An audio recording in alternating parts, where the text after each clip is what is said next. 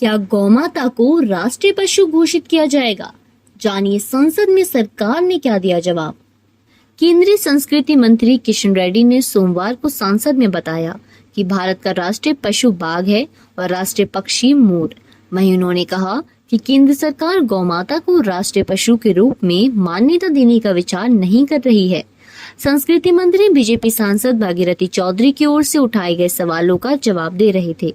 उन्होंने संस्कृति मंत्रालय से पूछा था कि क्या सरकार भारतीय संस्कृति के अभिन्न अंग गौमाता को राष्ट्रीय पशु के रूप में मान्यता देने का इरादा रखती है। इसके बाद उन्होंने पूछा कि क्या संसद में कानून लाकर भारतीय और सनातन संस्कृति के संरक्षण पर विचार किया जा रहा है।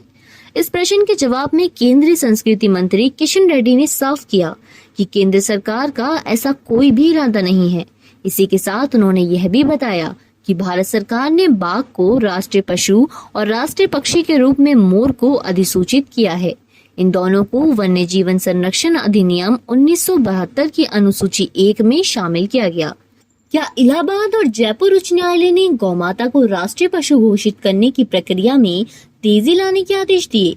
इस सवाल पर केंद्रीय मंत्री किशन रेड्डी ने कहा कि यह मामला राज्य के विधायी अधिकार क्षेत्र में है। इसी के साथ केंद्रीय मंत्री किशन रेड्डी ने यह कहा कि राज्यों में पशुपालन और डेयरी विभाग मवेशियों की स्वदेशी नस्लों में सुधार और संरक्षण के लिए राष्ट्रीय गोकुल मिशन लागू किया गया है। इस मिशन से देश में मवेशियों सहित स्वदेशी नस्लों की उपलब्धता में वृद्धि हो रही है। उन्होंने यह बताया कि विभाग ने गौमाता और उसकी संतान सहित जानवरों की सुरक्षा के लिए भारतीय पशु कल्याण बोर्ड की स्थापना की है।